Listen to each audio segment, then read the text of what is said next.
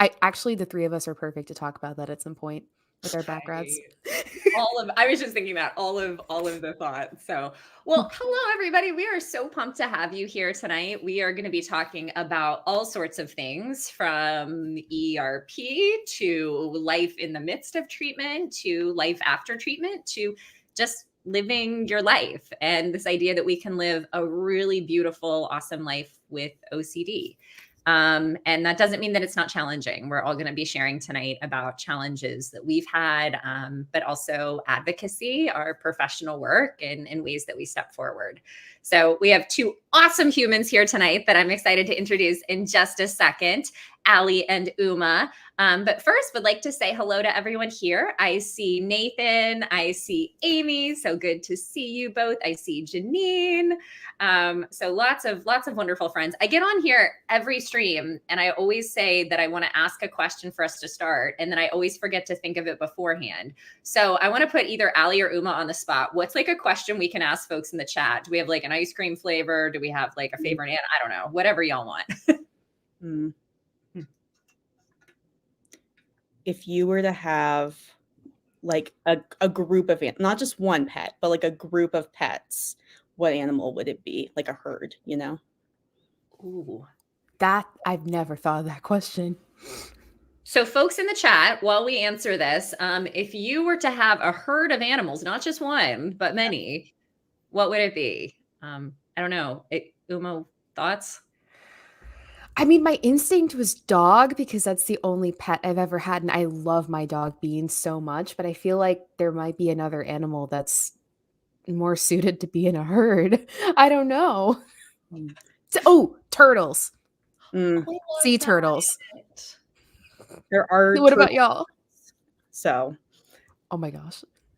I love that. Ali, what about you? This was fresh on the mind because the last weekend, me and my friends went to an alpaca palooza. And have we talked about this? I just went to an alpaca thing a couple weeks ago. We did not, but the stars were aligned. I'm so glad because that was chef's kiss, best experience. So the whole time I was like, this is my backup career option here. So is this in the Denver area? Yeah. Now all I'm getting is sponsored ads for alpaca related events. And I'm not mad about it. I'm actually okay. So whenever I'm in the area next, I'm going to rope you into 1, hang out with me, but 2, take me to see alpacas because I would love that. Perfect. I am absolutely down. And now I have a variety of options thanks to my sponsored ads. So this is awesome. And I'm looking in the chat and I see horses. I see every animal. I see goats. I see buffaloes.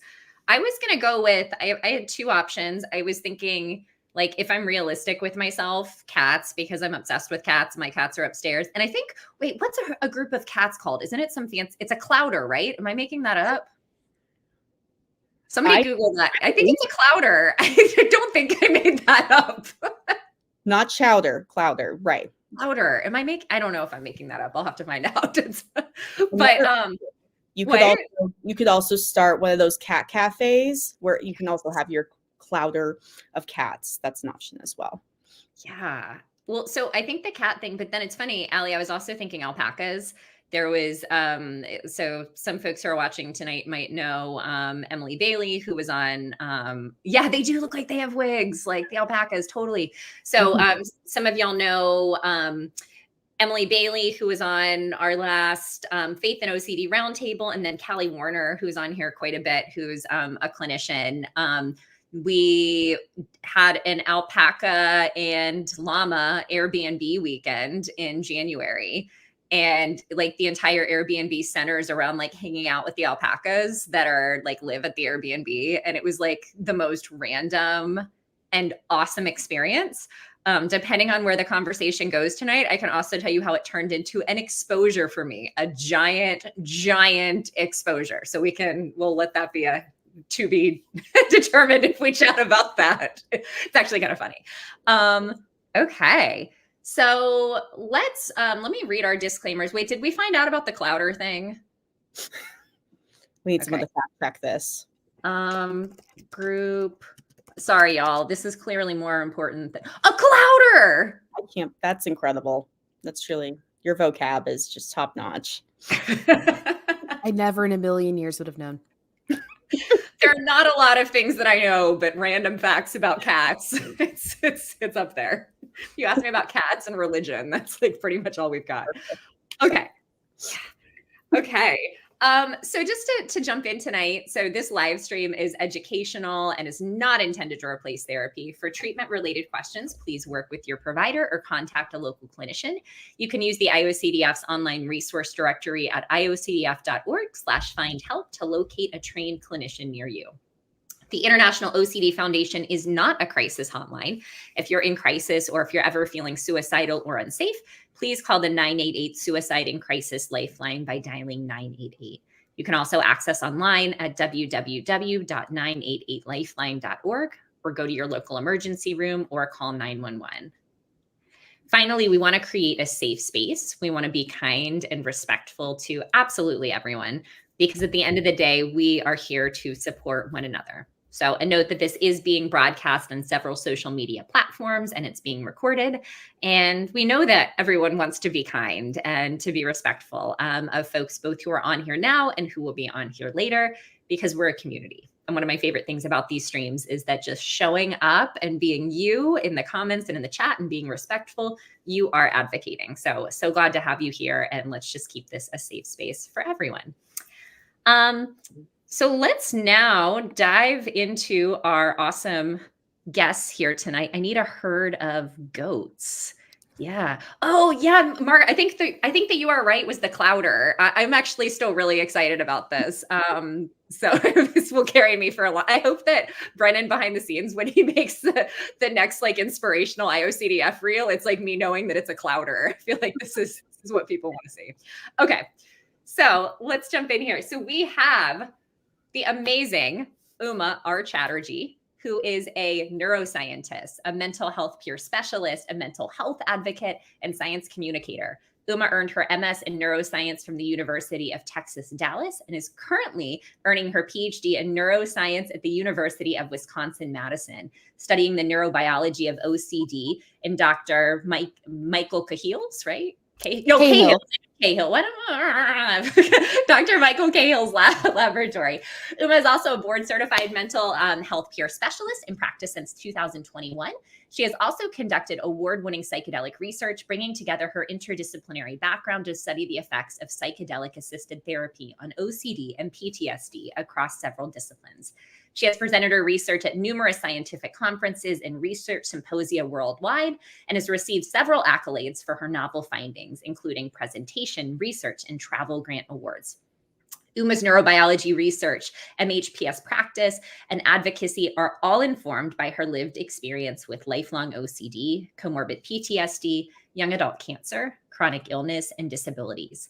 She serves as an IOCDF advocate and on the board of directors of OCD Wisconsin, facilitating outreach initiatives through neurobiology education projects and raising awareness for OCD and mental health in historically excluded populations. Her survivorship serves as a bedrock of her advocacy, carried out through her work as a globally invited public speaker, science communicator, and a host of the best podcast ever, A Chat with Uma. So Uma, we are so pumped to have you here tonight to share all of the things. I'm so happy to have you here, and I need a shorter bio. I love your bio. I like, it's funny, as I am all about put all the things, because every single thing you have in there, like, you should be so freaking proud of. So yeah, let's roll with it. I think it's fantastic. In fact, add more.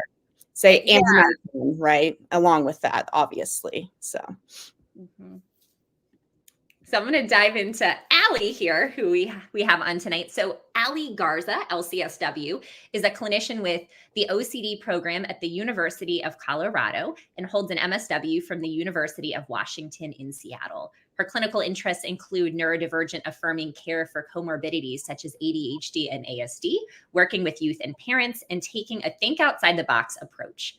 She has worked in various clinical roles, including mobile crisis response and suicide prevention, and has worked in all levels of care, outpatient, IOP, PHP, and residential, with OCD and anxiety-related disorders.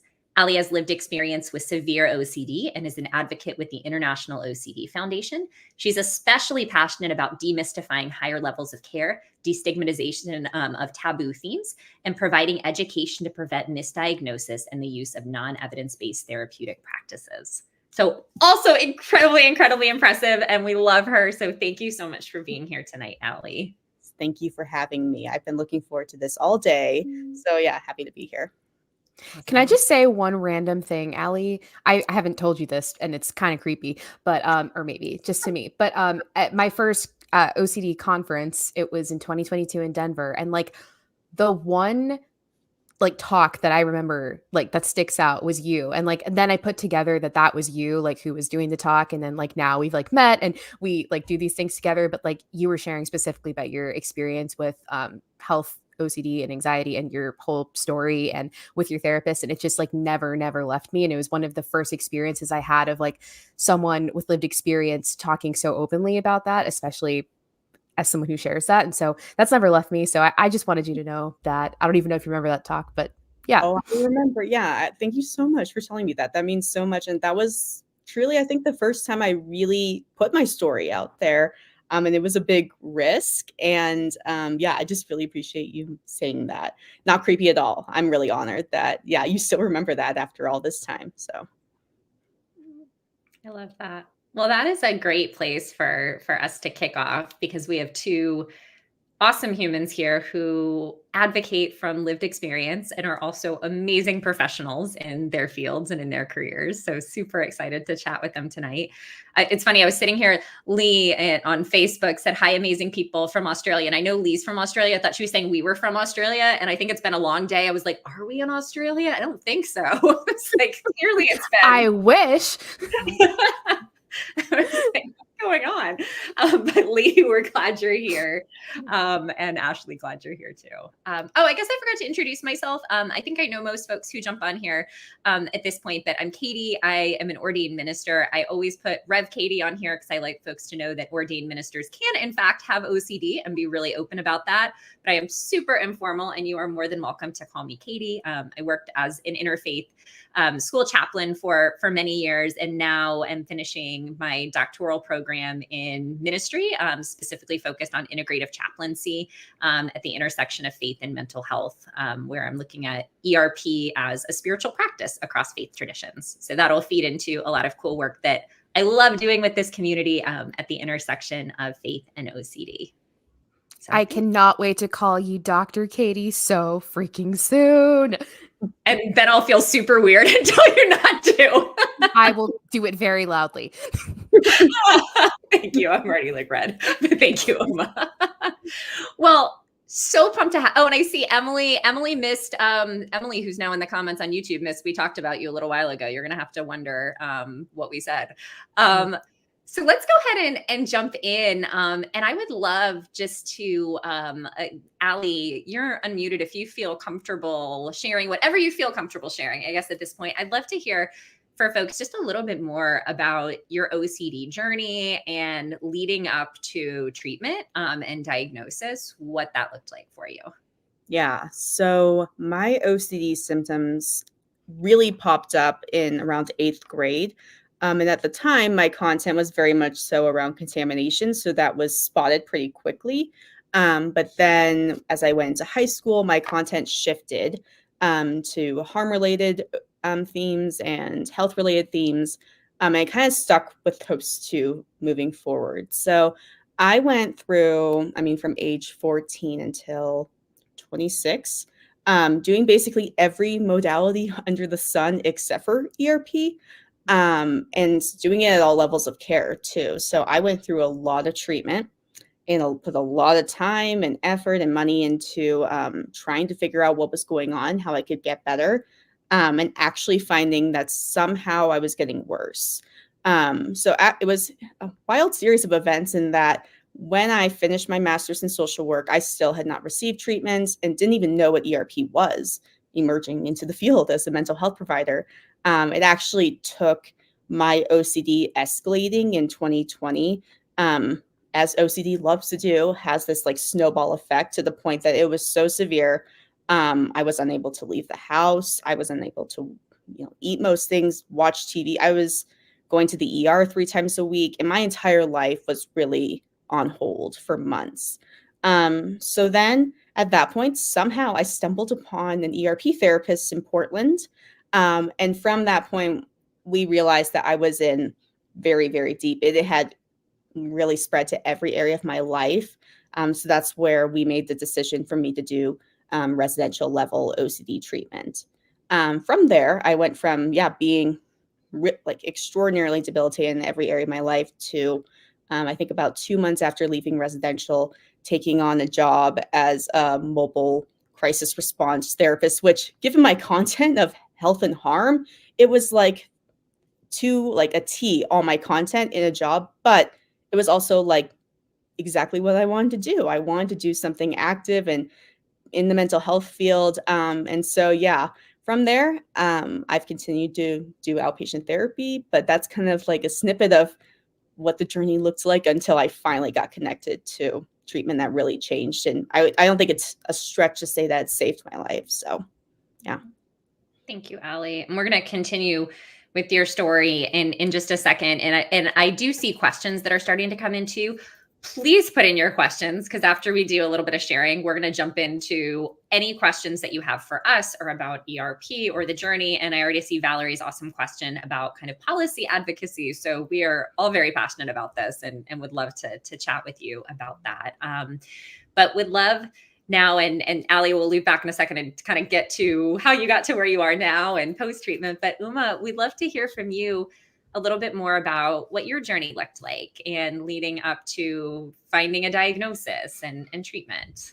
Yeah, I'm going to tell my story, and it just makes me so sad each time that when I say it, it sounds so extreme. And also it's just so common that it's not extreme. And I'm sure most people watching this will know that. But yeah, my clinicians believe that I was born with OCD, given the way my symptoms have presented and how severe it has been to treat. And I, looking back as a child, just how deep in the symptoms I was with no awareness of what mental health was, largely due to my cultural background and and mental health being extremely just taboo, if not just completely unknown. I've had severe OCD for my whole life, and it has morphed and evolved into honestly every theme under the sun. I think growing up, it was very much around scrupulosity, morality, harm, fear of people, like just being responsible for anything that's happening at all times. I just had rituals that were not only physical, but mental. And I think that made that more complicated because, as we know, mental rituals are harder to see. And for people with OCD, it's this really weird dichotomy of like understanding that there are things that don't make sense on some level, even as a kid, and that moreover, people shouldn't see within us. And yet we're doing them anyway, just because what if it does, ameliorate this intense amount of fear or disgust or anxiety or everything we're experiencing. So all that to say, I've had it for my whole life. And it shaped the way I viewed the world. I didn't know a world without OCD, but I had no letters. I had no concept of what it was. And overall, my mental health just became worse and worse and worse. By the time I was a teenager, I was completely suicidal. I attempted my life multiple times. And at that point, it very much became like diagnoses of major depressive disorder, generalized anxiety disorder. And those are true. I do have them, but so much was missing in terms of the fact that I had OCD and other diagnoses as well. And so, I, like Allie, probably have experienced every treatment under the sun other than ERP until I was 25, but we'll get to that. I think I'm keeping a tally at this point of how many providers I've seen for treatment. I think it's up to 18 at this point. And it was just going in, not getting better, and trying so hard. Like, I know Katie talks about this a lot, but really feeling guilty that I wasn't getting better. And so putting on a front and trying to prove that I was getting better, but I really, really wasn't, but still not understanding like what actually was going on within me. And I also was someone who thought that OCD was this like funny quirk or this annoying thing of people wanting things clean all the time. Like, I used to growing up, say to my mom, like, God, well, stop being so OCD about my room, like leave me alone. So the last thing on my mind was that I had OCD, but long story short, it got to the point where I was unable to leave my house. I had to drop out of school because I could not function. I had a 1.83 GPA. I left college after 2 years, and I had no idea why, other than maybe I'm just not cut out for life and I can't do anything. I was so afraid of up to that point, like going broke, that I wouldn't, be able to spend food on proper groceries. I was afraid of turning the lights on.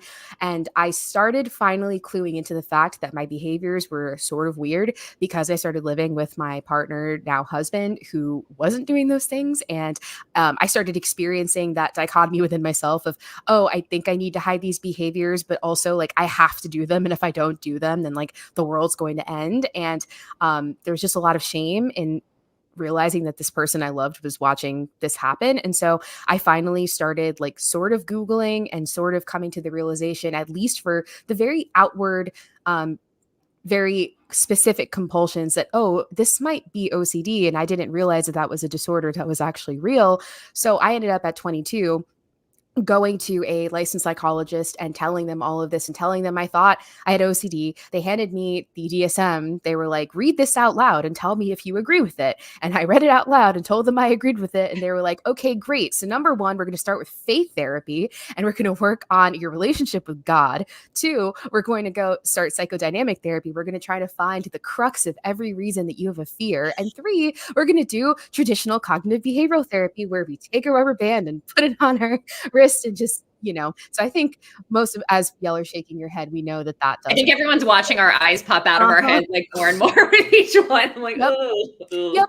And then also, through all of that, and there's so much more to the story, but to keep it short, it was a combination of coming out of a religious cult, getting diagnosed with cancer when I was 22, and all these things that finally, I was then diagnosed with PTSD, and then I was told that I actually didn't have OCD. It was all just PTSD, and like, so thus it could all be treated as PTSD. Was going through EMDR treatment, all of these things. And then at 25, I'm sitting here, my life is completely like nothing, but I really feel like I'm getting all this treatment. I'm supposed to get better. It really feels like it's my fault. I have no hope for anything. And I had realized that all the things I had tried to suppress with my compulsions, I'd completely relapsed back into after the pandemic, after a lot of stressful things. And so I once again went on Google, I went on Instagram, and I finally came across the IOCDF and the 3 letters ERP, which I had never seen in my life. I thought almost it was like a hoax or a scam, because I was like, how is it possible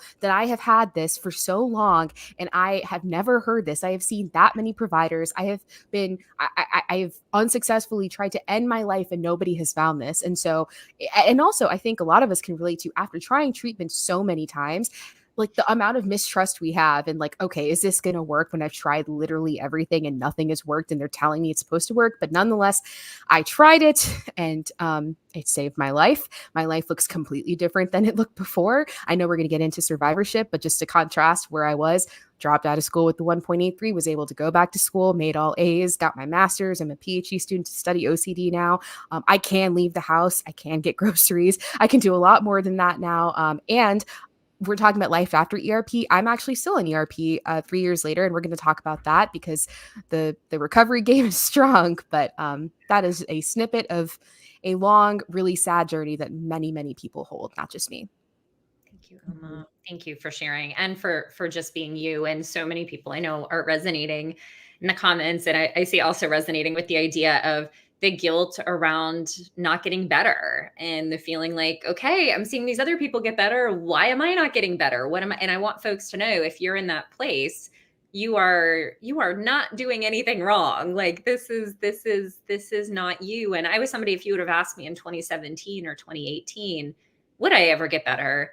I would have told you that recovery was for literally everybody else, and not for me. And I didn't think I would be here. And very similar to, I get emotional even when I say it, but like, which is a journey. Well, that's a whole different side, because I used to not. Now I get teary when I talk to these humans.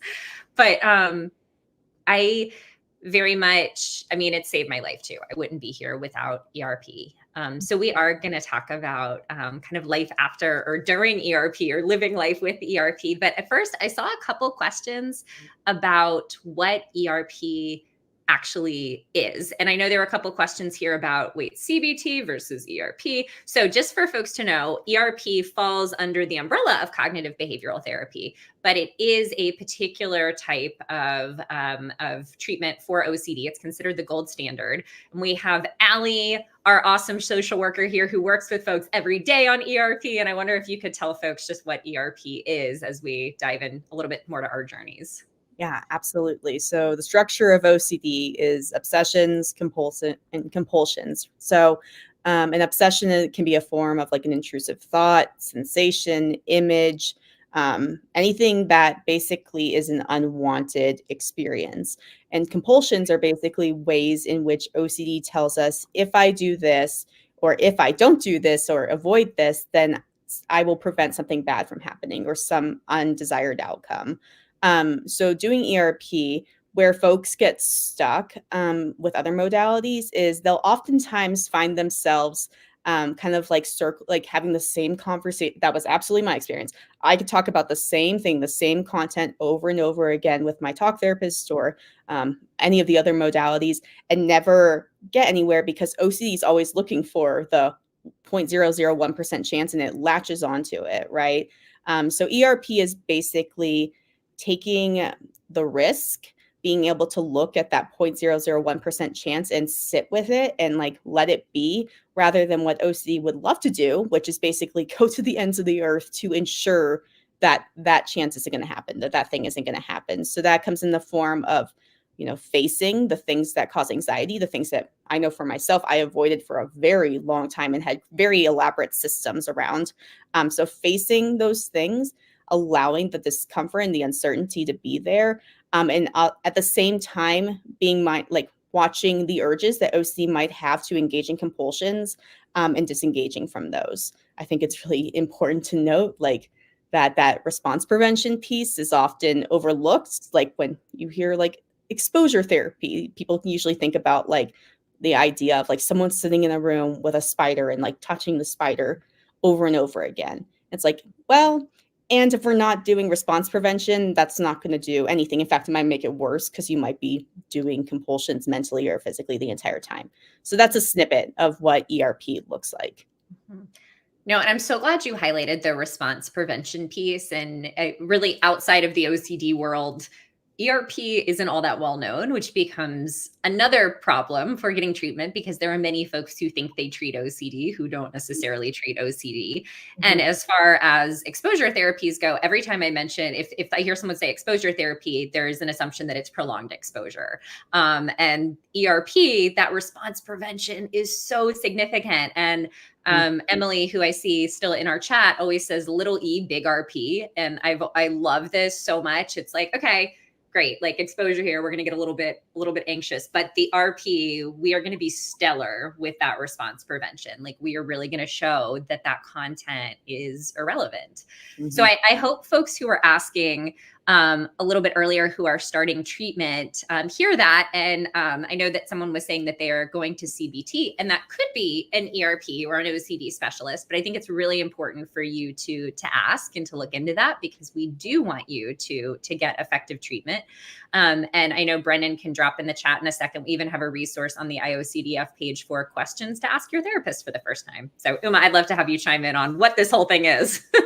Yeah, well, there's something that really stuck out to me, because as someone who advocates for ERP as a researcher, when I'm talking in my past research about comorbid OCD and PTSD, so many people ask the question, oh, but it's exposure therapy, isn't that going to help both? And the response prevention just completely goes over their head. But also for me, part of what I didn't mention in my story was I had no idea about not only what OCD was, but the themes and what compulsions actually were. And I had when I finally, one, got a diagnosis, but especially two, even started ERP, what I thought my OCD was nothing compared to what it actually is. And the fact that I sat with an OCD trained or an ERP trained specialist who was able to, at the beginning, really psychoeducate me and also excavate every single, or as many as we could at the time, every single one of my obsessions and my themes and the compulsions I'm doing.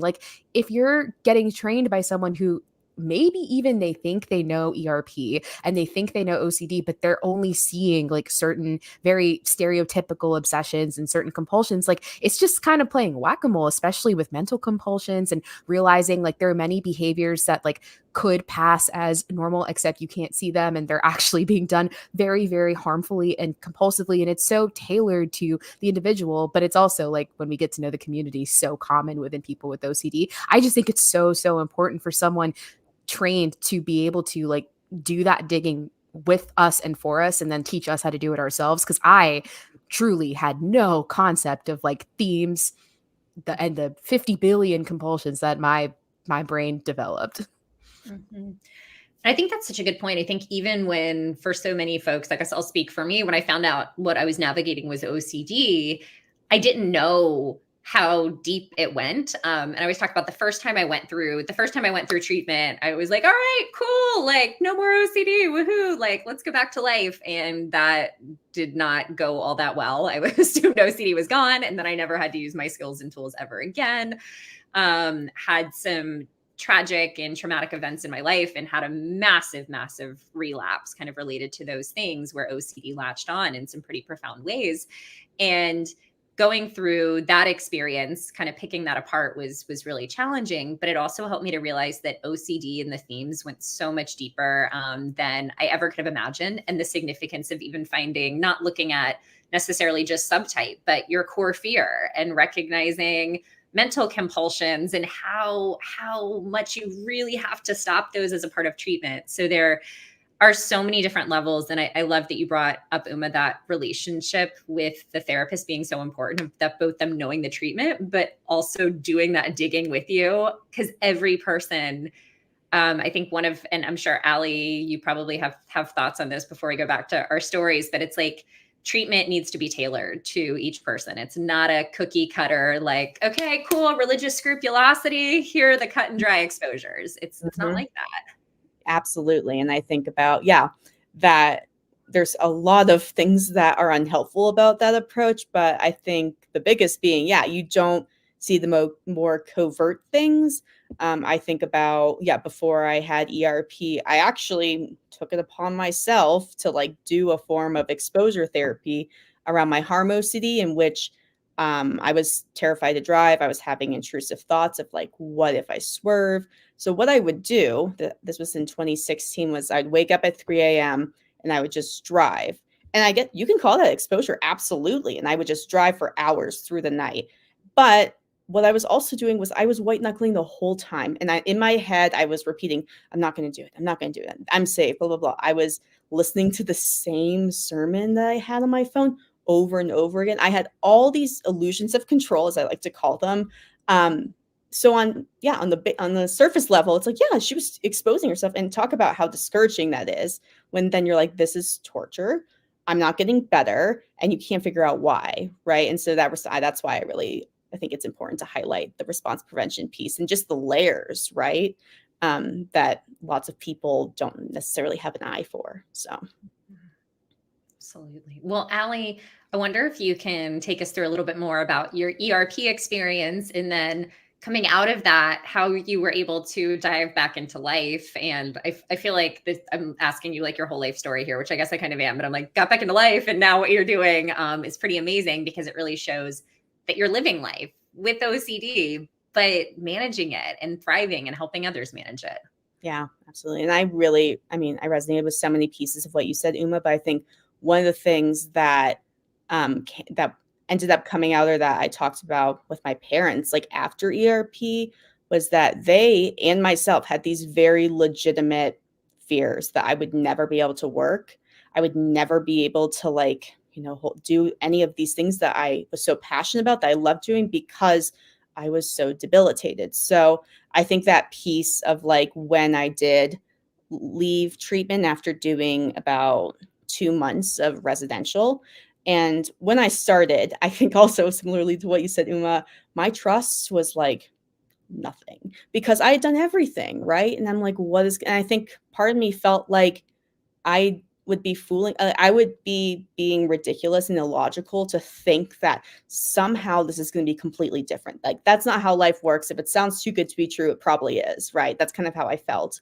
And it also was very counterintuitive, right? I talk about this all the time with families of like, how you support someone, how you show up for them, how you encourage them, is different. It's through a different lens when your loved one has OCD, right?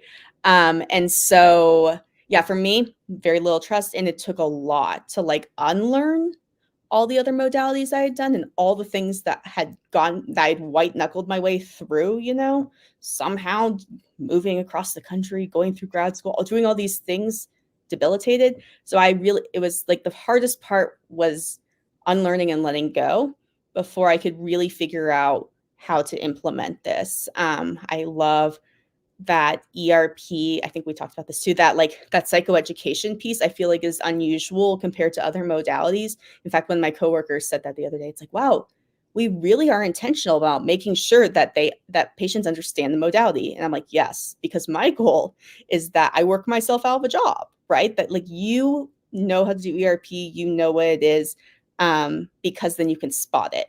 And so for me, I really loved that aspect of ERP, that my therapists, like we were a tag team. And it was like over time, I just gained more and more confidence. And eventually it was like a matter of her passing the reins to me of like, okay, Allie, what are we doing today? And I was like, boy, do I have plans for you and me. I mean, more so me, right? And so, yeah, I think by the end of treatment, like not only was OCD no longer controlling my life, but I had a level of like confidence that I've never experienced before. And I think with that all being said, the way that I was able to show up when I took that job working for the crisis team in Portland, like that was the first time I felt like I could truly show up as myself, which was just something that I would have never imagined would be an outcome of OCD treatment. I was like, okay, I'll be able to drive again. I'll be able to walk down the street without this intrusive thought. I'll be able to get by. But that was far from the case. It was like, no, I really had a new lease on life. And of course, that came with, figuring out how to manage the lapses and the ups and downs. I think a lot of folks who are leaving a higher level of care, that's one of the biggest concerns they have, right? Of like, okay, this was great. I'm feeling good. How is this going to work moving forward, going home? And so, yeah, I think that's the piece where then translating the skills, like it's building that confidence that you can do that and that figuring out how to apply the learning to any type of content. So yeah, that's kind of a snapshot of me leaving there and then going back to Portland. Yeah. No, you're amazing, Allie. And I love that you highlighted that. And it's something I want to get more into with you in a second. These ups and downs, I think, are so important to recognize. And again, I think for me and for so many of us, it's like, okay, like treatment's done. We're gonna, it's history. Like it's all this. And many of y'all know Ethan Smith, who I guess I'm partial to because I'm married to him. I think he's pretty cool. But he's on these streams often. And he always talks about how getting out of treatment for the first time, it was kind of like getting kicked off a bus and like left on the side of the road. And it was like, whoa, I'm in life now and I don't quite know how to function. And there's still these ups and downs with OCD, but then it's also like, I haven't actually been able to be present enough to live my life up until this point. Like, how do I adult? How do I do this? Oh, I absolutely agree with that. I mean, I do have a selfie of me sobbing in the back of an Uber to the airport. So absolutely being, kicked out of the bus, I feel that. And yeah, then being like, okay, I was able to make it work with these types of situations. And I think that's the great part about ERP is that the whole goal is that we're instilling trust in people, in themselves, right? When OCD hates that. It doesn't want us to have any trust or belief in ourselves that we can handle things, or that, we'll be able to move through it. So, and it was a little wonky. I was like, I don't know what I'm going to do. Well, it's going to be so different, right? So, yeah. Thank you, Allie. Well, Uma, I want to ask you the same thing to kind of talk to us a little bit about your ERP journey. And I love and I'm learning more about both of you, just even being on here every time we tell our stories. But I love because I think so many folks are going to relate because you've had a really interesting journey to get to ERP. And then I know doing ERP and would love just to hear about that and the ways that you continue to lean in.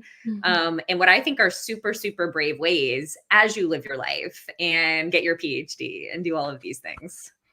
Thank you so much for saying that, because I think I'm also, as I tell my ERP story, I'm getting chipping away at the shame a little bit more and more, as you'll hear, because I am still at ERP and it has been a long, winding, twisted journey of even navigating ERP. So for me, I started in April of 2021. Wow. And we're now in March of 2024. So almost 3 years of doing it.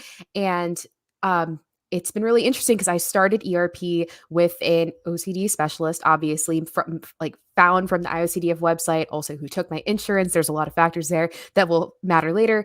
And, as someone who was, extremely ill and had to like actually somehow as an adult like fully pay for my own treatment and find a therapist, like that was so hard, and yet started, and that was amazing. I was told that typically people go like 12 to 24 sessions on average. And so that was kind of what I was expecting to happen. And then, really quickly it became evident that this was going to take a lot longer than 12 to 24 sessions. And a lot of it was because well, first of all, it was a revelation to even understand like what my OCD was, because it was so far beyond anything. Like I thought it was just like the fear of money or just like a few compulsions. No, it was my entire life, and informing the way I did literally everything.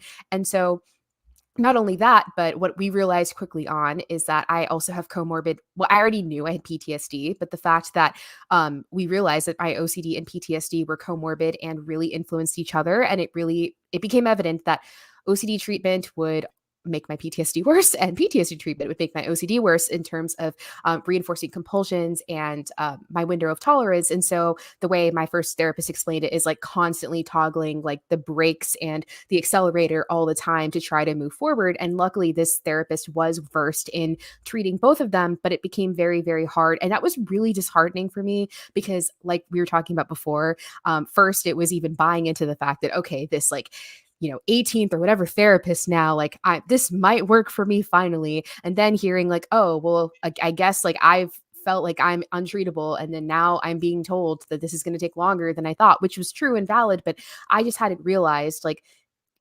that's just my journey, and I hadn't accepted that. And so I very quickly, my MO became leading into the exposures, like I must do every single exposure. I didn't realize I could consent to them, or that like I was like, no, I need to do the hardest one. I need to like maximize this recovery ASAP. Like I've lost so much of my life, I need to get there now. And I had this image in my head without realizing it of what recovery was, of like life is going to be amazing, I'm not going to have OCD anymore, like I'm going to go from here to just like not having obsessions, not doing compulsions, and just like living my best No more life. Like this intrusive was fine. thoughts ever. Truly. And that was just obviously so far from the truth. And like not one single human being lives a perfect life, nor do they not have intrusive thoughts, but especially someone with a complex case. Like it really just was not matching up to my expectations. And so because of that, I inadvertently, like my perfectionism became like, I need to do this treatment perfectly. I need to go so hard. And as a result, I was constantly out of my window of tolerance.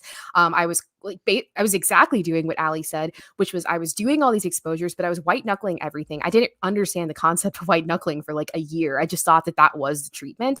And part of it was really working in that, like I was exposing myself and going and starting to live life and making these big steps in my life and seeing how much more capable I was of doing things and living than I thought possible. And I thought that that was recovery. I thought like, okay, now, so I'm just going to have to live with this amount of terror all the time, but I just have to face it constantly and constantly, like, just, that's just my life. And that is ERP. And I mean, part of it helped. And also I was suffering all the time. And then unfortunately, I talked about insurance.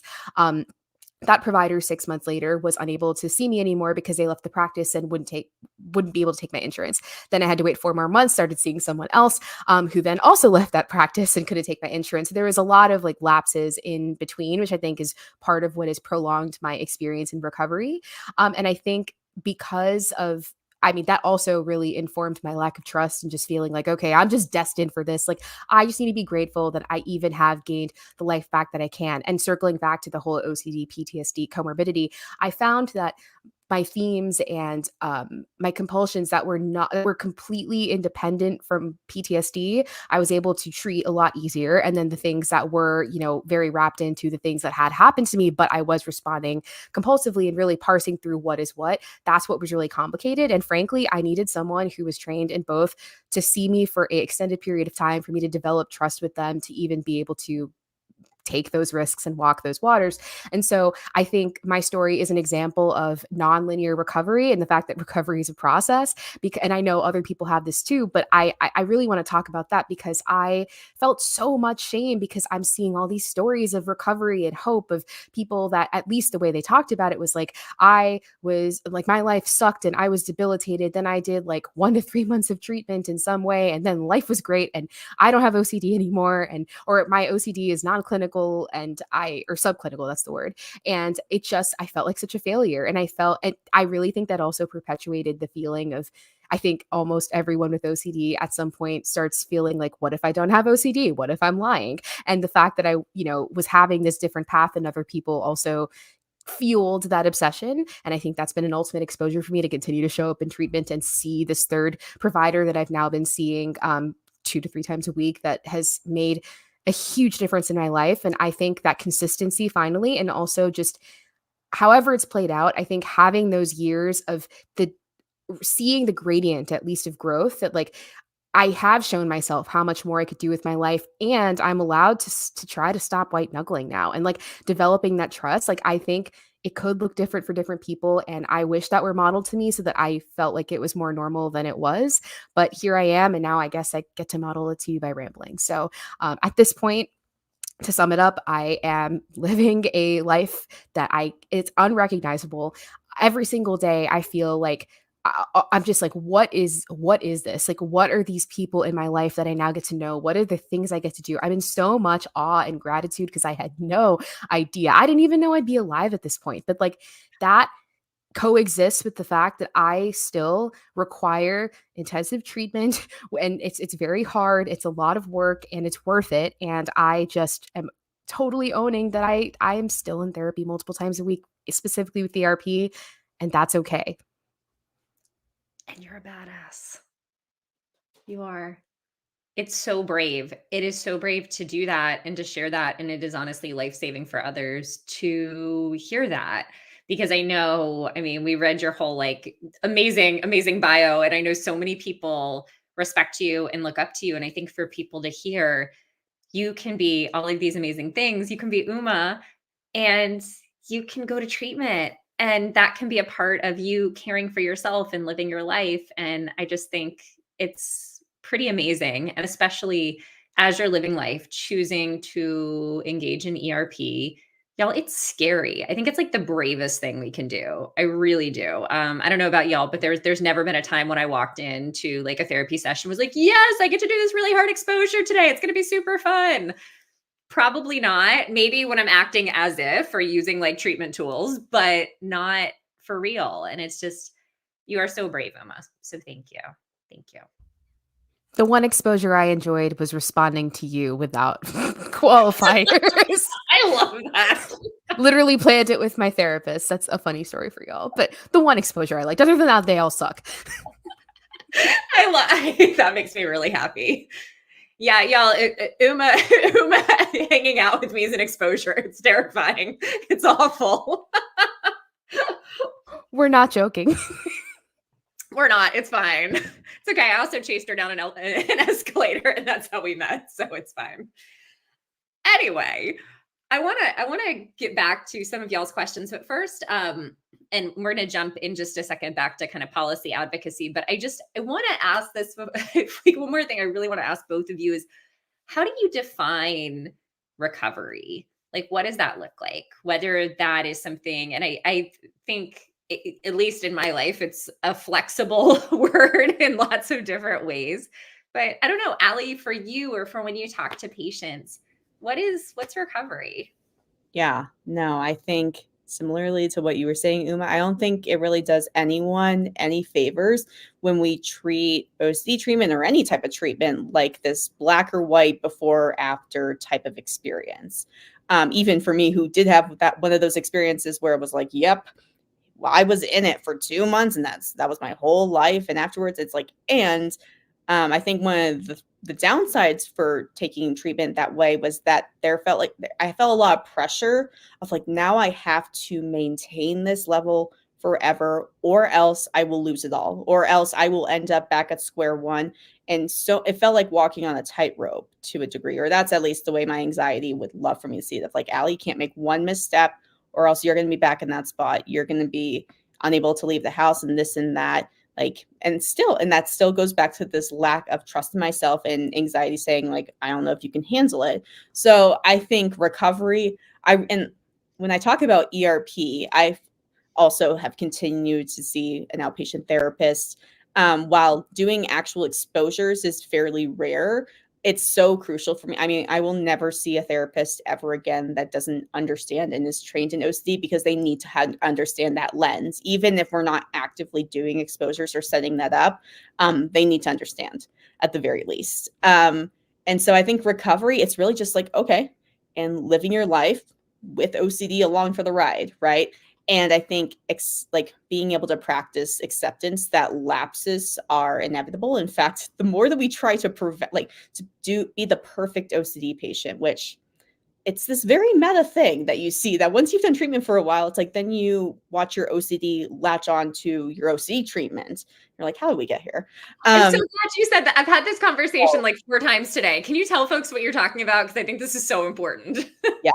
So, and I, of course, I was one of those folks. So it's like, you start doing OCD, right? You start like your content for me was all like harm and health. And so I'm doing exposures. And then as I started to like, work on that content, it evolved into, therefore, my OCD would latch onto, I need to do ERP perfectly. I need to cover all the content. I need to do it like nip in the bud at all times, or else the something bad will happen. Is like, I'm going to end up at square one, right? Or I ruined it all.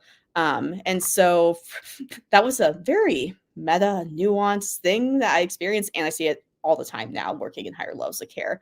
And so going back home, that was a risk of like, actually, I need to allow myself to experience like anxiety, to not be surprised. In fact, be like, well, of course, when intrusive thoughts come up and urges come up as well.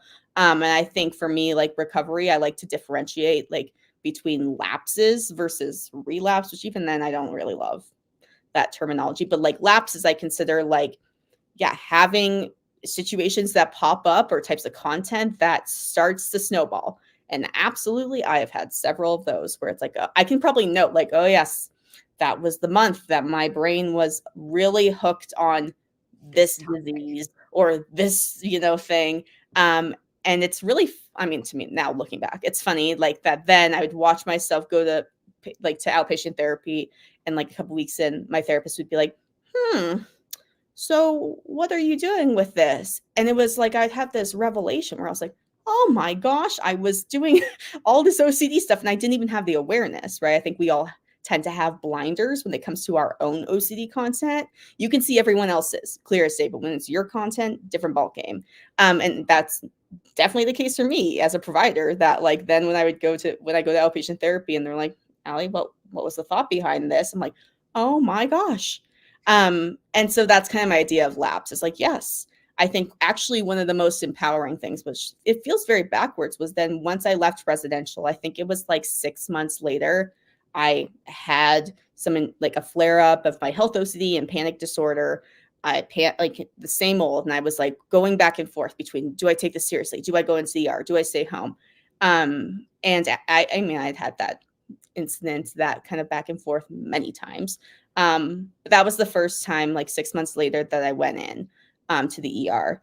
And actually afterwards, I felt like it was this really empowering moment where I was like, Allie, like you are allowed. In fact, you should not be perfect, make mistakes. Like this, but it was like this weird empowering moment. I was like, look, I went to the ER and I'm not a failure. And I'm like, that doesn't mean that all my progress just gets thrown in the trash. In fact, it's a great opportunity to be like, you know what, Al, you used to go 3 times a week for several weeks. And the fact that you went 6 months is incredible. And look at the rally piece, I feel like is so important for recovery of like, yep, that was a challenge that caught me off guard. and I have faith in myself that I can move through it. So yeah. Mm.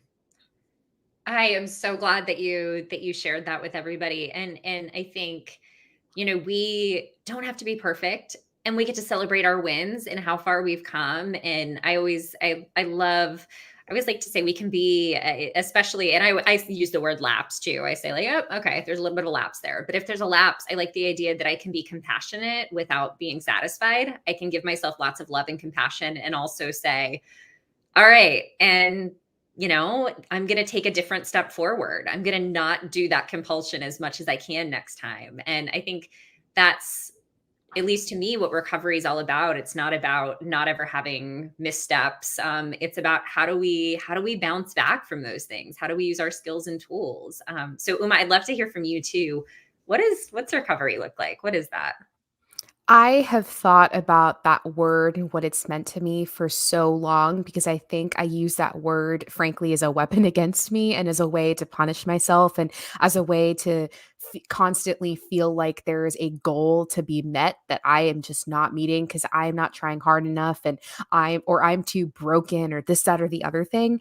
And this is definitely not for everyone, but for my personal definition, I think it is not, there is no end to Mhm. recovery for me. And maybe there will be a world one day where like my OCD subclinical and like maybe then I feel like there is a sort of end even with the possibility of relapse or whatever. But for me at this point, I'm accepting and owning that for now there is no end to it. Recovery is a process. And I think like I had to find like what is the base level of what recovery can be that I constantly feel like I have allowed it and that I'm doing it even when I feel shameful and I'm not feeling self-compassion because that's something I'm really working on. And for me, it's literally just that I'm here and I'm trying and I'm like, I'm alive, frankly, because me being alive is me having hope that like I will move forward. And I always visualize this upward spiral, but it's an upward spiral that doesn't have an end. The end is death, as far as I know. And it's literally like no matter where I'm at, no matter how much I relapse, no matter how much I hate myself when that happens, and I'm working on it because it's not just the like doing the thing and realizing that I'm doing the thing. It's also just all the shame and like self-hate and guilt I feel around it and feeling like I am not doing my recovery or treatment justice and it's my fault. But like there's never going to be a time where I am doing that without all of the experience that I've thus had and everything I've learned. I'm never going to be able to unlearn everything. Like, so I'm always on this upward spiral. And it's actually kind of funny when Allie, you were talking about like your experience and like being like having this visceral feeling of like, I don't have to be perfect. Like in and of itself, to me, that is an exposure. The fact that I'm like actively not being perfect in my OCD recovery. Now, it's not necessarily what I'm setting out to do, but like the way I've started to interpret is that like, oh, wow, like I did the compulsion and I didn't realize that I did it. Wow, great that I'm not like holding on to this rigid form of perfection that like because that doesn't even exist. And so for me, yeah, recovery is a process and I think I really say that because I'm still in actual treatment and I uh, every single session as much as it feels like oh my gosh, when am I going to be done? Like I know at some point probably like I will be doing less or maybe not actually, I don't know, but like I'm always moving forward, even by showing up, even by feeling like, oh, my OCD is so much worse than it was like a week ago. I'm still doing it and I'm still showing up. So yeah, it is literally just being alive and a process for me. Sorry if that got too existential.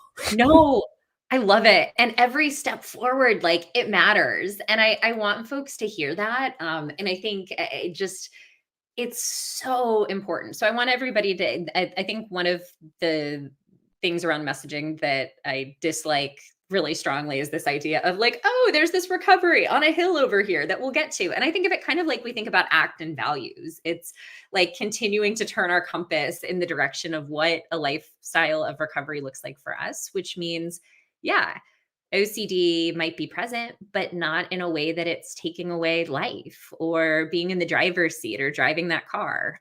So I think for me, when I think about recovery, I think about actually living or having the skills and tools to decide to live the ERP lifestyle each and every day. And I am putting this out here, y'all, that by no means that I do that perfectly, like at all. That does not, but it's striving to do that kind of with imperfection. And I work in the field. I do a lot of scrupulosity work as a chaplain alongside OCD cases. And I have no shame about the fact that I do that. And I am in my own therapy. And I see a therapist every week. And there's sometimes that I'm doing more active exposures when life things are really hard. I'll say, like, before my wedding, oh my goodness, that was like, it's such a beautiful thing, but also such a big exposure when there's big life shifts and life changes. Yeah, totally. Exposures, all the things. And when that's not the case for me, recovery now looks like in therapy and in life, getting to lean in every day and seeing life as an exposure, seeing the ability to lean in and feel the feels as an exposure, whether that's joy or whether that's sadness, and giving myself permission to continue to step forward when the intrusive thoughts might be present. I mean, that becomes the exposure lifestyle too. So I want folks to hear, and I think it's really important. I never thought in a billion years that I could live a beautiful life and have OCD. And those two things are not mutually exclusive at all. And it doesn't mean that OCD isn't hard. It doesn't mean that it's not challenging. I'm somebody who believes really strongly that there isn't a cure that I'm going to reach, that I'm not going to be OCD free. And I also can love my life at the same time, and continue to step forward with everything I care about. I don't know. Any other thoughts, Ali or Uma, before we shift into questions? Yeah, I was just going to say, I think that's also such a big difference between my life before ERP versus after, is that even when I white knuckled and like, yeah, I drove from 3 a.m. till 6 a.m. for like a month straight, which that was not, it was, and eventually I drove again. But one of the aspects that was a way of life was I was always waiting for the shoe to drop, right? I was always like bracing for impact, being like, what's going to come next? Please don't pop up. Please don't latch onto this. What's going to happen? And so much fear around that. And so I think that's the difference now, is that, yes. And I think I have, like, part of me has to lean into this comfort of like, you know what, Al? Probably in a matter of weeks. I mean, I'll be, crying about something. I'll be anxious about something. I'll be having a theme pop up that I'm not going to be thrilled about.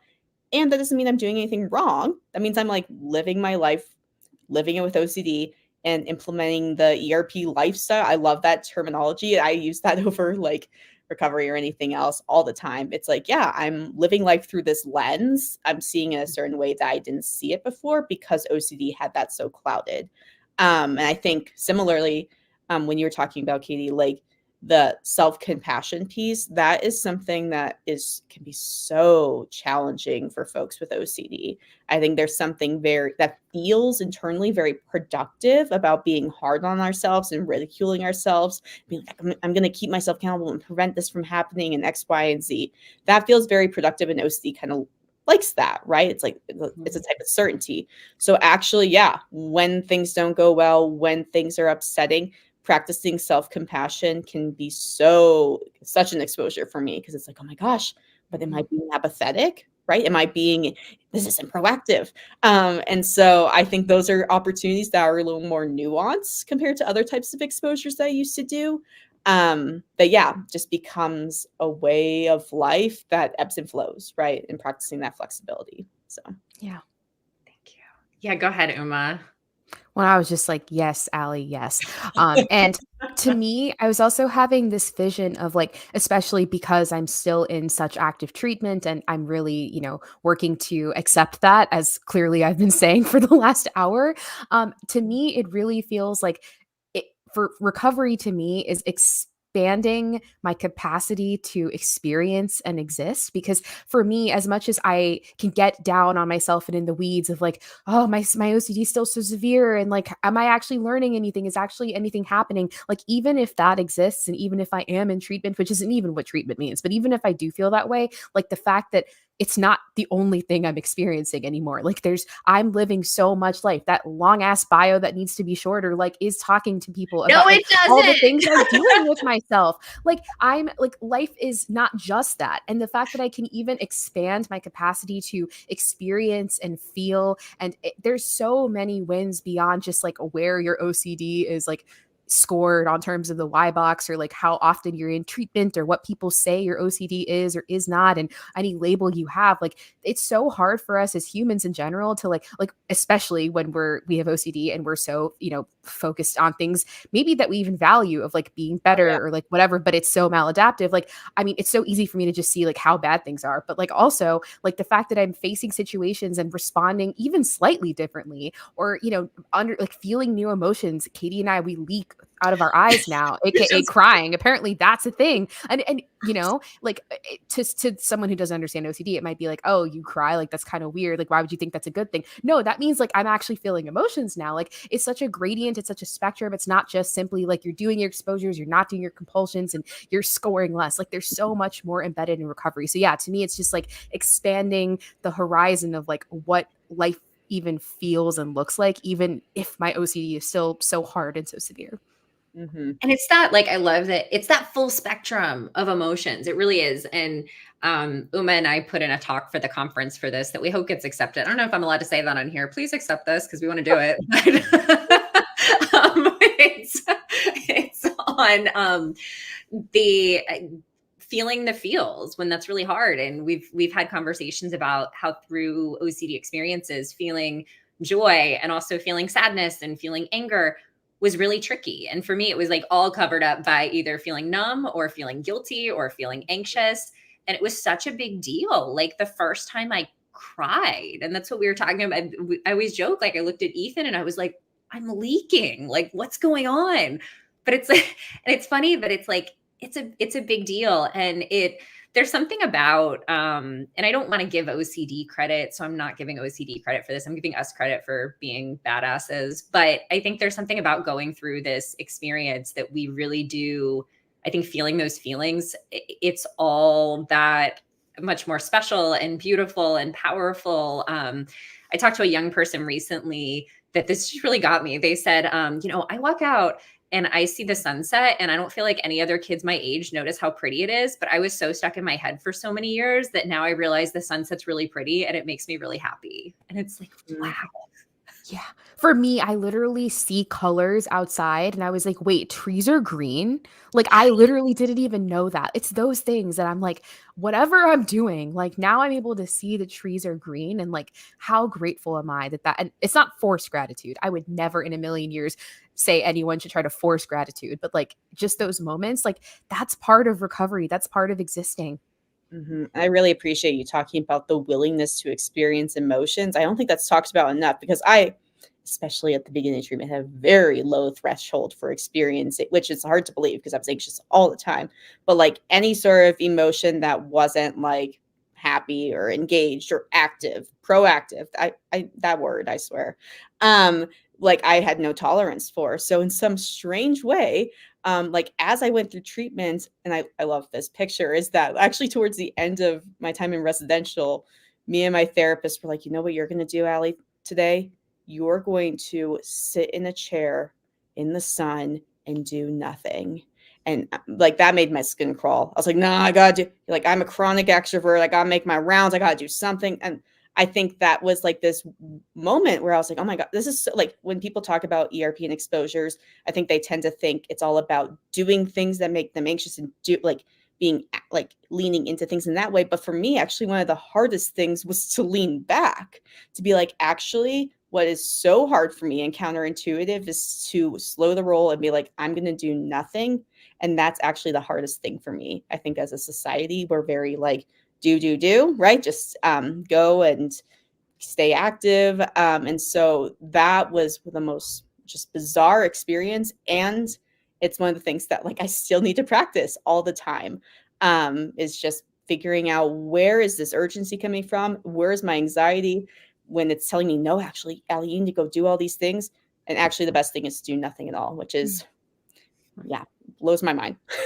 That is literally the exact same thing for me. Like literally, like to not do something is just it's so difficult. And also, I tagging on to what you just said, something that kind of because I've been on this journey for 3 years and I'm still in treatment to like keep revisiting this theme, I went from, being so limited, so debilitated, living such a small life to then like learning exposures and then like doing all these things that were so incredibly difficult, probably compulsively, like all the time. And then it kind of encoded in my mind that like, oh, life equals like doing hard things all the time. And it really felt like, oh, these things that were so horrific, like ended up having such a positive result that means that anything that's good should feel horrific all the time. So then I found myself in this cycle for years of like everything I do must like feel so bad, and if it feels super hard and hurt, like just it's taking out all my energy, that means that that's a good thing and I should do it. And it's finally at this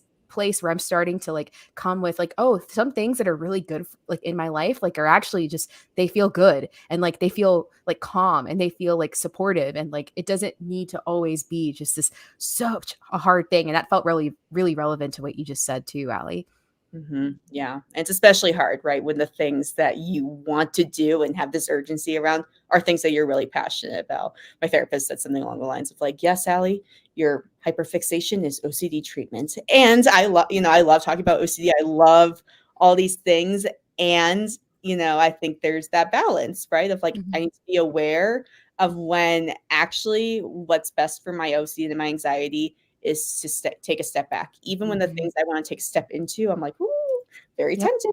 I like love this. But yeah, just being aware of that. I think that can get a little more murky, right? When they're good things or things you're passionate about, especially. My therapist says, do less. I'm like, do less. She's like, no, do less. Less? Oh my goodness. It's funny when you're saying unlimited. Now I'm literally, I don't know if we have like musical theater fans on here. I'm literally in my head, I'm like over here humping. I'm like, unlimited. I don't know if people like Wicked. I'm literally like totally on this track now. But I want to transition us to, I know we just have 20 minutes left, so I want to dive into as many of these questions as possible, and we'll just kind of rapid fire and see what we can get through in relation to this topic. So I see at 7:16, going back a full hour here, we had Valerie, who I hope is still on here with us, who said, is there any policy advocacy that can be done to ensure patient access to care in prompt diagnosis? I know, Allie, you're interested in, I know, all of these topics. So I'm wondering what your thoughts are on this.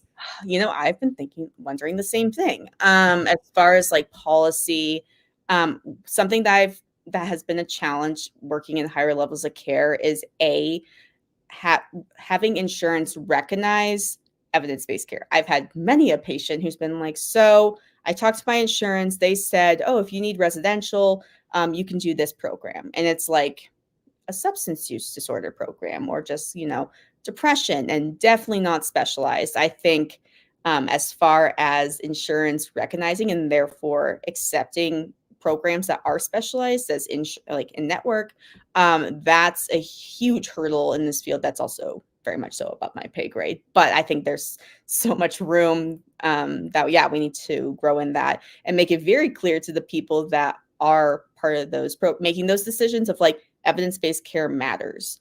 Also, like from an insurance standpoint, in my opinion, it's like, and evidence-based care prevents you as an insurance company from spending tons of money and tons of resources on ineffective care that is going to prolong someone's recovery or, getting connected to care and the proper diagnosis. So, that's one thing. I think just in general, the OCD field is very challenging as far as accessible care. Being in network with private insurance, let alone Medicaid, Medicare. And that is something that just needs to evolve over time. It needs to grow. And that's why I'm so very passionate about the fact that my program at CU in Aurora, Colorado, just kicked off our new OCD and anxiety IOP yesterday that is in network with Medicaid for our regions, for the surrounding counties, and like a couple private insurances. So unfortunately, that's far and few. And I'm just so excited to be a part of one that is available and accessible because, it should be. Like evidence-based care, healthcare should be accessible. And so, I'm hoping that trend will continue. I'm sure it will as services expand, and so do providers who are trained. So, Thank you, Allie. And so excited for y'all too. Just so exciting. So we're going to continue rapid fire with Summer at 717. This wasn't really a question, but I saw this and wanted to throw this to Uma because I just think it's beautiful and important. And I would love for Uma to be able to give advice. So Summer says, I want to be a therapist or a researcher in the field of OCD, not sure which.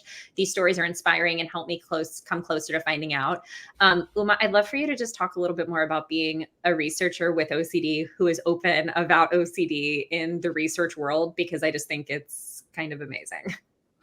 It's so hard and it's so rare, and it's because, you know, there's so many reasons. I could talk for a whole town hall about this, but like there is so much pervasive stigma, specifically in academia, about anybody talking about their lived experience or like being subject to the stigma of what the disorders are in general, let alone specifically OCD, where the vast majority of people in all walks of life, but especially in academia, especially in medical research, biomedical research, still think OCD is like a 3-letter adjective that is, you know, not a debilitating disorder to begin with. And so it's just an unspoken or sometimes even spoken rule that you do not disclose. You do not tell people that you have it, or else you will not be accepted to a program. You will not be allowed to exist in this space. You will be seen as other.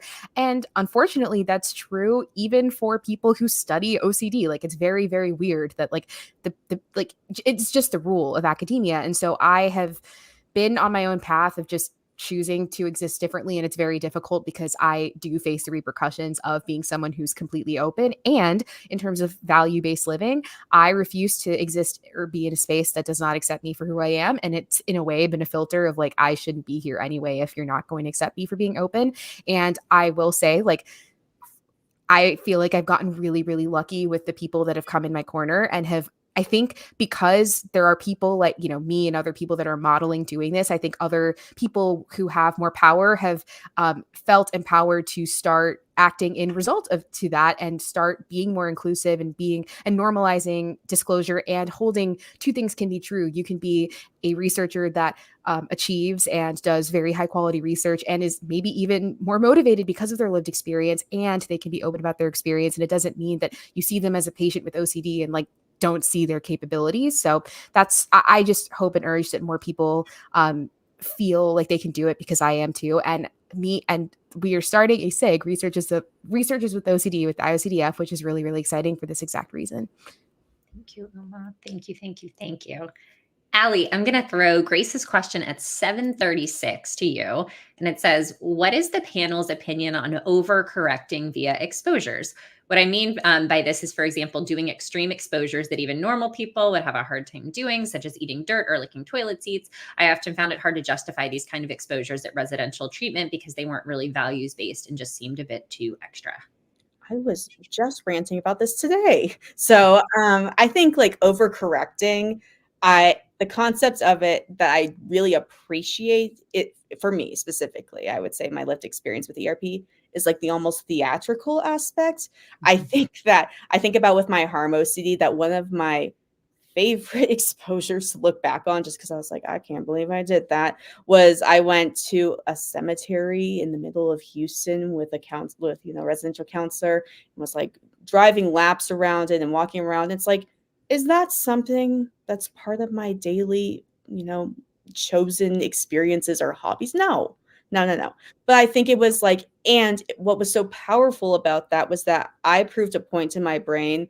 Like, it was kind of like, showing OCD, like, look at this. Like, I think it really hit me because also when I was in high school, there was a cemetery I had to pass to get to my high school. And so I specifically took a route that would take me an extra 20 minutes to get to high school to not pass it because of my OCD fears. So for me, it had this very like powerful, nostalgic of like, look at this. Like, you drove 40 minutes extra every day for how long because OCD said you couldn't handle it, and look at you now. So I think for those reasons, overcorrecting can be really helpful. And also, just proving a point to OCD, because otherwise I think if we only do exactly like what we would do in our day-to-day life, it can kind of become like this tightrope, right? Of like, and I won't do a touch more.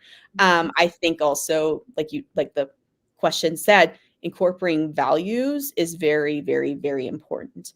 Like, will I, do I do that for fun? Is that something that I would choose to do? No. It's not my day-to-day life. But where the values did come into play when I set that exposure was because of that history, because it meant so much to me to like prove OCD wrong in a really kind of over the top way. I think it's important to look into why we're setting up the exposures, the ways that they, weave into our values, and be aware of like, yeah, maybe where we're like, I will only go this far, right? There's ways to do overcorrection in a way that like isn't just doing something that you absolutely hate that you'll never do again, but like in a way that's more meaningful and is really more so about the learning than the actual doing it, if that makes sense. So. Mm-hmm. And I love that you talked about like even the theatrics sometimes of it and the overconfidence. I mean, that's like one of my big skills and tools that I use kind of even now is like when stuff pops up and just laughing at it and finding humor and making it really big, especially around harm OCD, and being like, yes, I am so excited that I might have committed that horrific crime in Atlanta. Like, I don't know, but like the theatrics, it can like make it, I don't know. There's something about it with our brain. And I think at the same time, I always like folks to know, it doesn't mean with scrupulosity that we're going to make you do anything that is in opposition to your values or that opposes your religious or spiritual traditions. But we are going to get a little uncomfortable with OCD or with ERP. And that's okay. And like Ali said, with those things that we might do that, yeah, she might not have walked around or driven around a cemetery in everyday life, but it takes you back to being able to do the things that you really do care about doing. And it's also nice, like to this day, right? This was 3.5 years ago.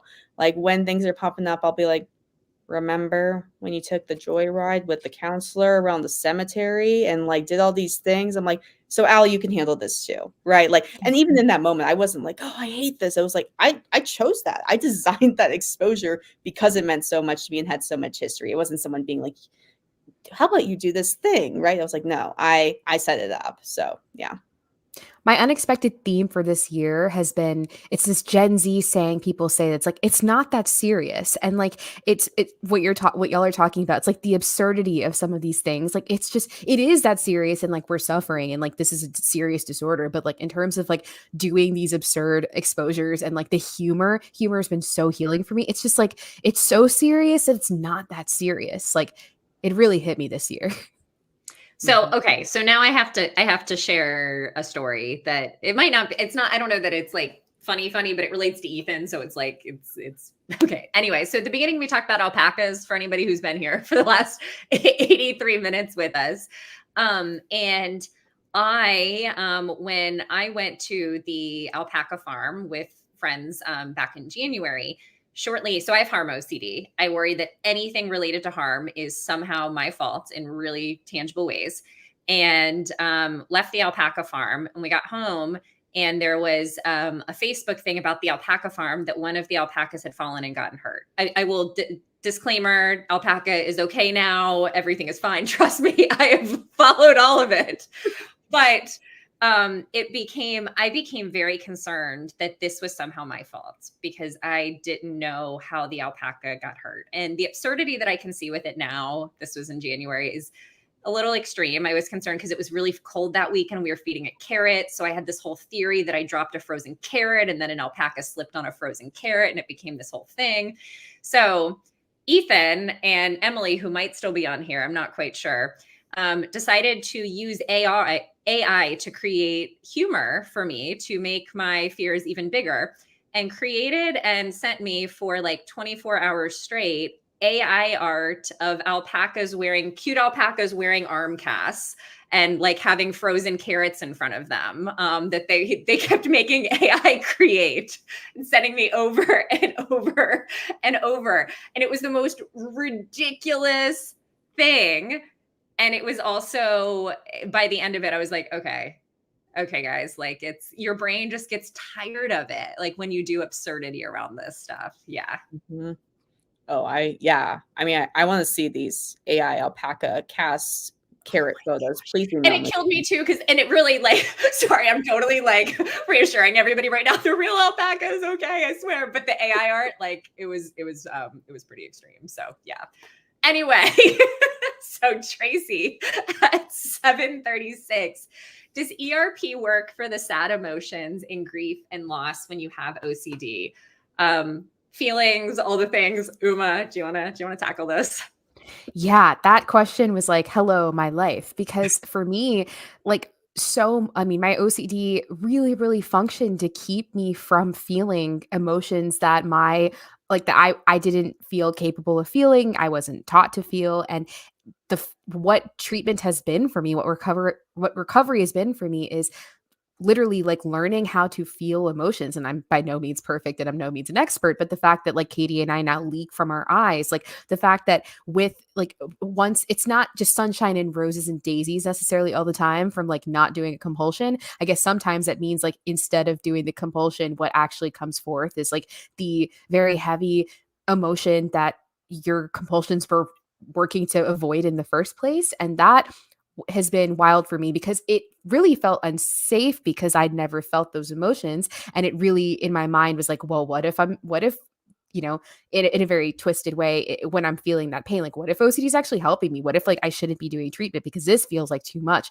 But really, it's expanding the capacity to actually feel that. And I'm so grateful to be able to start feeling grief and loss, as horrible as it feels, because it gives me inertia to move forward. And so to me, yes, ERP has been directly impactful to dealing with not just grief and loss, but all sorts of horrific emotions and also positive emotions, because my OCD equally and oppositely kept me from feeling positive emotions. Because what if, it's proven wrong or things go bad and I can't handle the, falling down from the happiness and all of that. So that's, yeah, ERP saved my emotions for me.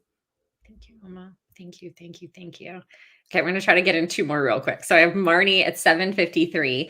I find it so difficult as a parent. We are providing our son with the best treatment, and he seems unwilling to engage. I wish there was a way that he would see that this is a need to help him. How does a person who avoids the therapy realize that it's to their benefit? I hear your stories, and it keeps me hopeful that he can have a fulfilling life. So I wonder, Allie, if you can address this avoidance and helping folks to recognize that this can be really helpful. Yeah, absolutely. I mean, and as a parent, my first thought is I recently got to finally do the SPACE training, which is supportive parenting for anxious childhood emotions, that is talking about that exact topic of, maybe, or even if a child is engaging in ERP, SPACE is basically a modality or a type of system in which parents learn tools and strategies and ways to reduce accommodations and basically change the parents' response and it doesn't depend on at all on like what your child does or doesn't do or agrees or not. It's all on like that side. And from in my experiences clinically, it's been extraordinarily effective. And I think there's this part that I've had a lot of conversations too with like parents of young adults that willingness piece, I think, has to evolve over time. I think that as much as we can like highlight the things that your child or your loved one like loves and wants to do again, and like really just continue to support them in the sense of like, I want to do these things with you. I know you can, I believe in you, right? I know this is hard for you, and validating that. Rather, I think that's kind of, it's a balance, right? Of like, okay, I know you can do this, and a certain piece, like they have to be willing to engage. But yeah, highly recommend SPACE. If you just search SPACE treatment, they have a website that has all the providers that are trained in it listed, and you can find them by zip code or their location to get connected. And a lot of times what I also like is that a lot of them are group based, so you get to connect with other parents. I can't tell you how many times doing family therapy I would have a conversation with a parent or a loved one, and then the next hour with the next session, I'd have the exact same conversation. I think on our own, and I know, like, I can imagine when I was a kid with OCD, it probably felt very isolating for my parents as far as like, what do we do, right? Obviously, ERP was far from being on the radar, and it just felt like such a, like, we don't know how to handle things. We don't know what's best. So I love that aspect of the group work, is that it's like, you are far from alone.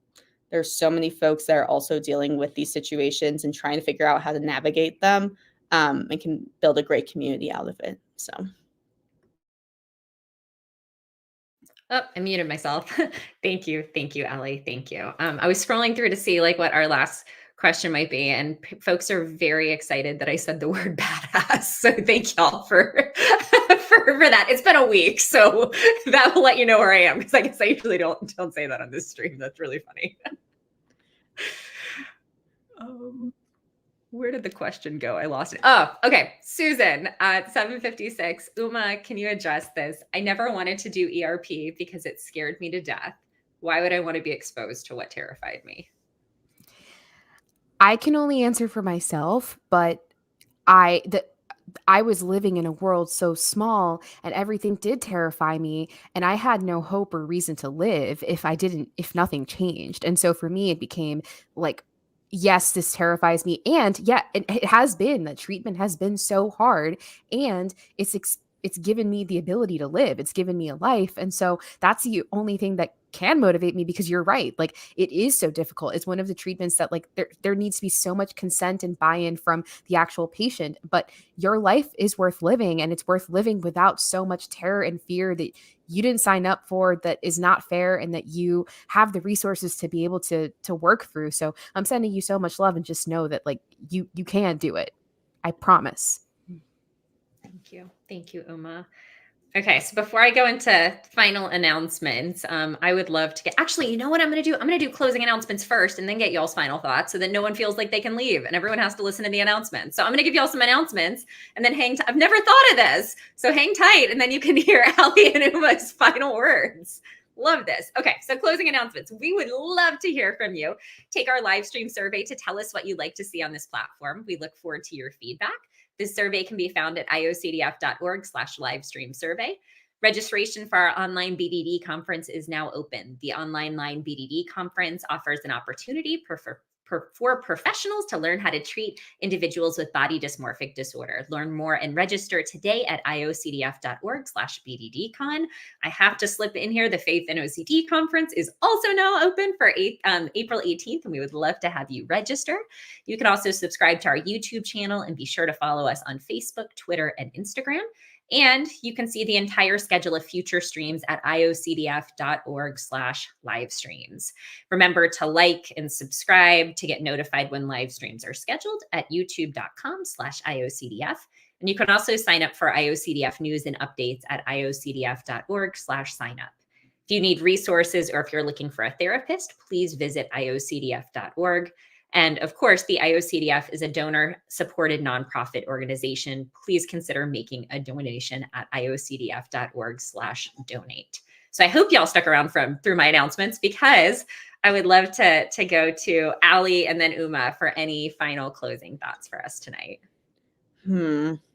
Yeah, I think just when I heard about the topic of what we were going to be going over, I think the things that I really wanted folks to hear was like that. Yes, like life with OCD, life after ERP or amidst it. It's like, it's not black or white. It's not before and after, as much as that can sometimes feel appealing. I think the downside is that oftentimes that makes us feel this pressure to be perfect, that like either you are recovered or you're not, either you're in or you're out. And living with that nuance can be very challenging. And I feel like, similarly to ERP, it's living in that nuance is exactly what makes it possible for us to show up as our true selves and experience this different type of freedom that OCD, let alone like uncertainty, has a very low threshold for. So yeah, I think, and if folks are looking to getting connected to care, I would also encourage you that, like, while it's not black or white, I think all three of us can attest to like, and ERP absolutely changed our lives and opened doors and made us, made us able to see the world through a different lens that has allowed us to show up in a whole new way. And so, yeah, I would encourage you all to get connected to evidence-based care. And yeah, I think that's all from me. Thank you so much, Ali. Thank you. And I've loved just having you here tonight and getting to learn more about your story. And this has been awesome. So thank you. And then Uma, what would you like to close with on this topic tonight? I want to say that this topic was named Life After ERP. And when I was invited onto this topic, my first instinct to respond was, well, I'm not after ERP. I'm in ERP. So do I even fit in or belong? And obviously I'm here. So Katie's answer was yes. And I think what I realized in full circle, being asked the question, what does recovery mean to me? What does after ERP mean to me? I don't think it means after being done with ERP for me. I think it means learning that ERP and those 3 letters exist, and the fact that learning that ERP exists and even starting to begin to engage with it, or even knowing that I could start to engage with it because I had to wait because of insurance, that it served as this beacon of hope that like I don't have to live with this to this level for the rest of my life, and that there is a treatment and there are people who understand it and can support me. And then ERP is a journey, however long it takes, however long recovery is for you. For me, I'm going to call it lifelong. The fact life after ERP for me is life knowing that treatment and support exists for this condition and that I'm not alone. So I hope everyone feels that. So it doesn't matter where you are in your treatment. It doesn't matter how long it's taking, where you're scoring on your Y box. Like, you're here, you understand OCD, you know that those 3 letters exist to support you. Thank you, Uma. Thank you for sharing so authentically tonight. And I'm so glad that you said yes and came on this live stream, because you have brought so much to so many. And so glad that all of you were here tonight. And just in the comments, you all have been so loving and supportive of one another. And I so deeply appreciate that. And, I think, yeah, I don't know. It's without, yeah, I don't know why I'm going here, but it's you all have, I guess, on a week where I've struggled with watching people not always be super nice to each other, watching you all support one another in the comments and advocate alongside one another is just so uplifting and so incredibly inspiring to me. So thank you all just for being the best possible humans. Thank you for advocating with and alongside each other. Thank you for inspiring us tonight. And we are so honored to be on this journey with you. So we will see you soon.